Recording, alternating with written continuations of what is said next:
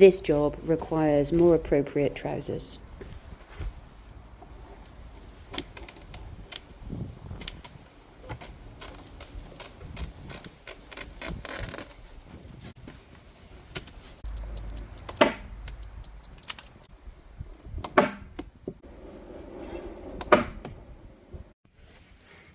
So what I'm doing here is inside this raised bed, I have hammered in the support posts into the black weed membrane, and now I'm just cutting out the inside.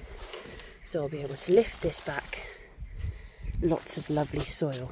But in a contrast to how I've done this in all the other beds, I have stapled just a lip of the weed membrane to the inside of the bed, and that is to try and stop what has happened in every single one of my other raised beds, which is for the grass growing up in the gap, and especially on this side, the grass, to stop the grass from having a gap to grow up there and being all weedy, because that's where all the grass keeps growing and comes up into what I'm growing. So I haven't done that with any of my other beds, and there will be some of you who probably think that it's a terrible idea, but it's one bed, and it's an interesting experiment to see what goes. And then I can lift the black weed membrane and I can start getting rid of the piles and piles of compost, not compost, cardboard that's in my shed, and I can start filling this bed with compost.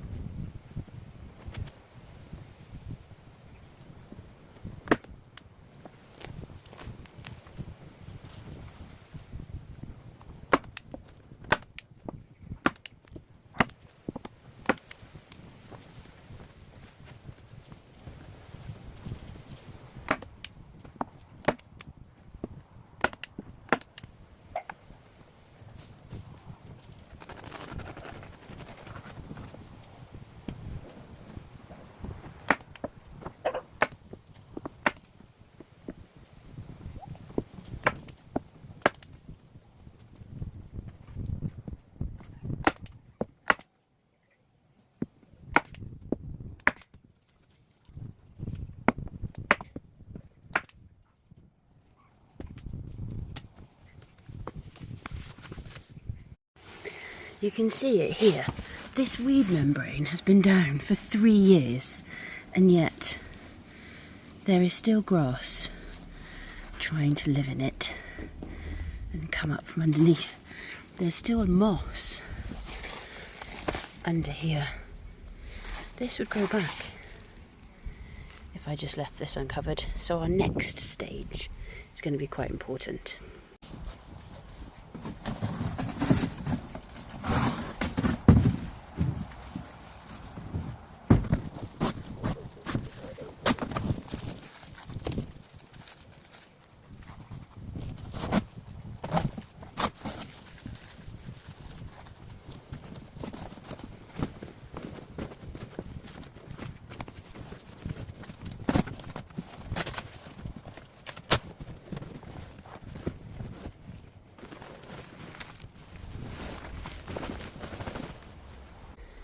Look at that beautiful soil. Gorgeous growing space. And I'm going to cover in cardboard.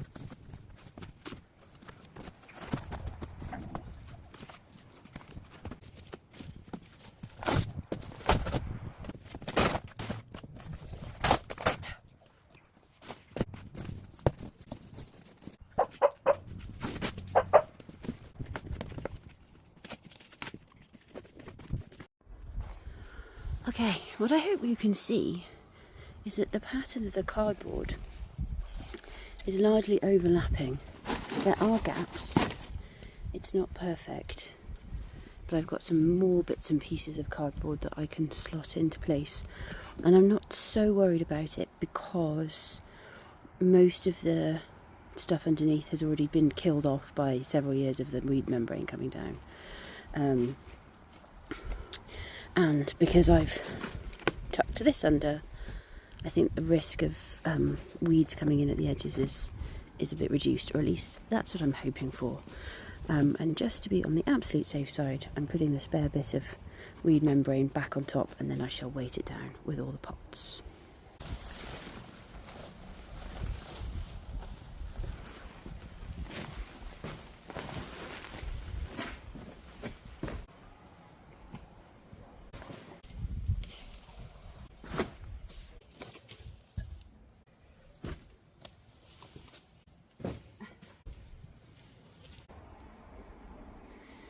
Done. And all that little side quest did was free up the space that I need in the shed to be able to achieve the job that I actually am trying to do, which is to do some last minute sowings. So I've had 4 seed trays that are just soaking whilst I was fiddling with the bed, and they're actually a little bit too wet, if I'm honest. So I'm just squeezing out a bit of water with this cute little mini rake.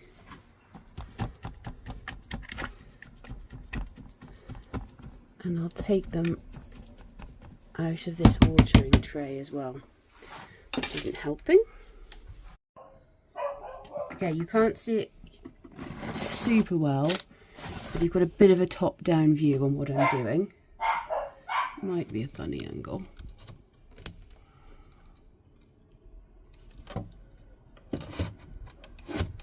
Maybe that's better. Maybe it isn't, we don't know. Okay, I'm just going to hope that this works for a top-down view. So first up, I'm actually going to sow some dill, because autumn, and we are on the very cusp of autumn, is a time of year where I just want hearty foods with dill in it. I cooked something yesterday and was already regretting that I didn't have any dill, and I sowed dill right at the very beginning of the year. It didn't do very well. I didn't get it out in the ground early enough, and then it suffered with the heat. So I haven't had any harvestable dill. So I'm going to sow that quite thickly.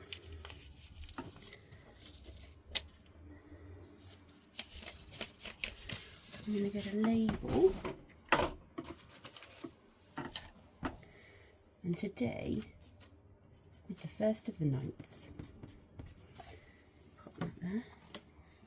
1st of September. So that's dill. And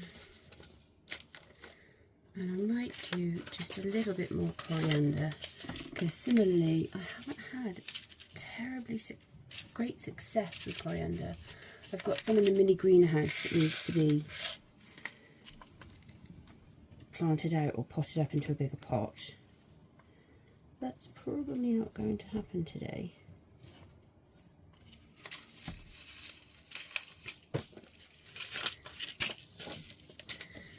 Okay, that's going to do for the herbs.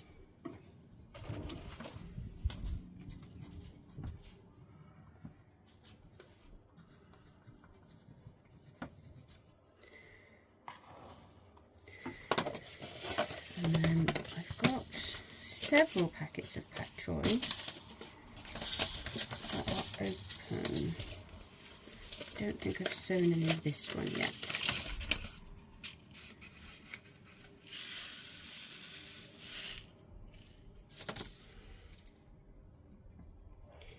And again, I'm going to sow them quite thickly because I can prick some out and maybe pop them up into a bigger pot. but I can also eat them as microgreens. And now that I've got the big greenhouse up, that's something that I want to try and do a bit more of.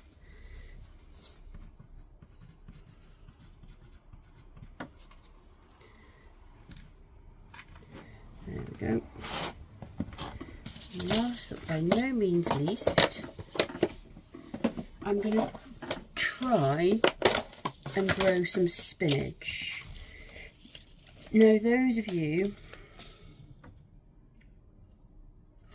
who have been around a while will know. I can't get the packet open. Those of you who have been around a while will know that I never have any luck growing any spinach. So I am going to sow this really thick, because I doubt that I'll get big plants out of it. But if I can get some microgreens, then that will do me just fine. And that was spinach violin.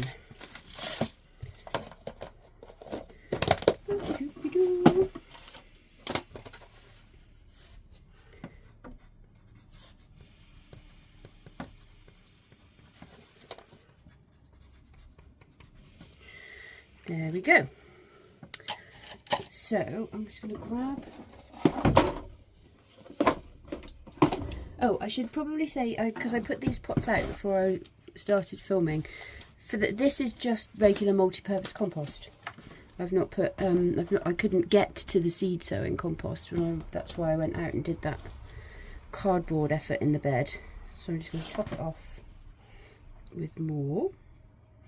This is just a potting mix that I was potting some seedlings up with a few weeks ago. So this soil is very dry and the soil underneath is very wet, so between the two of them I think it will balance out, but I probably will put a bit of extra soil water on top.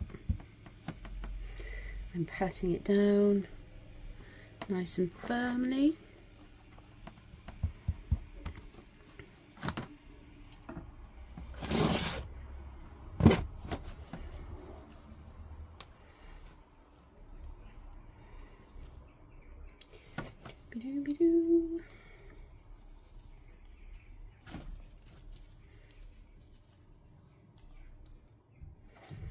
I feel like this is probably another video where I've just started filming in the middle of a conversation I was already having with myself, so I hope you're all following along. But as per usual, I've managed to carve out a quick sort of 45 minutes to try and get as much done in the garden as possible. And today that was sowing the dill, which I wanted to sow a month ago and never got round to. So there are 4 pots ready to go in the greenhouse.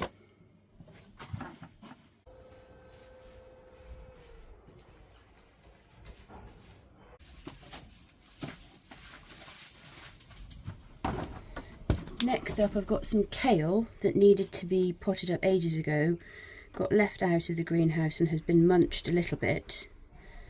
So I've only got 3, but I'm going to put each one into its own pot, just regular pot, and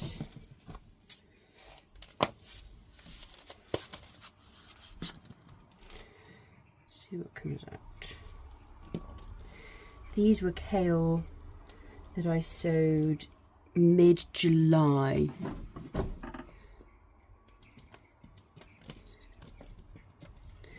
And I've got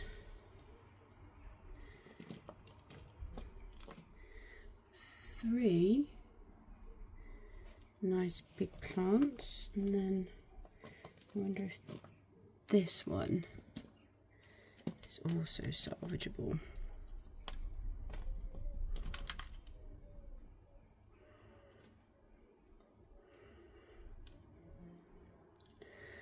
On reflection, I think probably not. I'll just go with the 3 that I've got. And then shortly I will sow some more. So I'm going to pot these up by just dropping the seedling into the pot.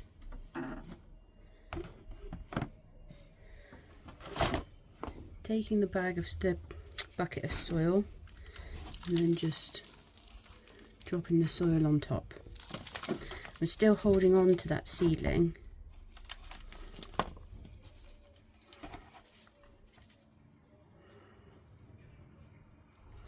And just shaking the soil around it. See?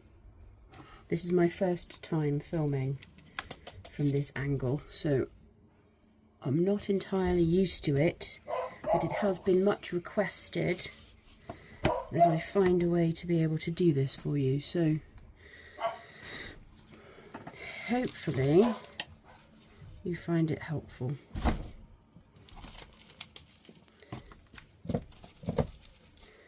But I find this a really useful way to be able to pot up seedlings as being sort of the least disruptive for the roots, because otherwise I'd fill the pot, poke a hole and then be jamming the roots down inside it, and that's sometimes where you can do damage.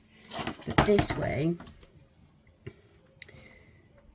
the roots are intact and the soil just sort of gently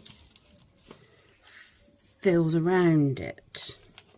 Does that make sense? Was that a decent description? Hopefully you understand what I mean.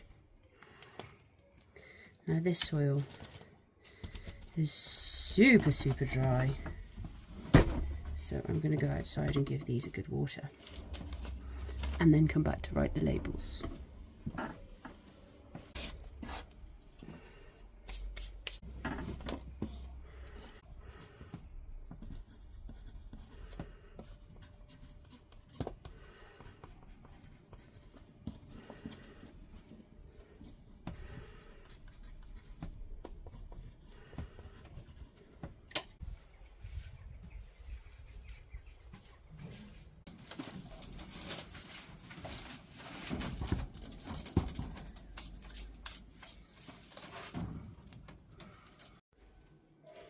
Safely tucked away in their new home. I might bring some of the other bits through, but I'm not doing that right now. Let's check the temperature. Still pretty hot. Let's see what it's like now. 22 degrees is a good temperature for seedlings. Still haven't dealt with the tomato jungle. That is a job for another day.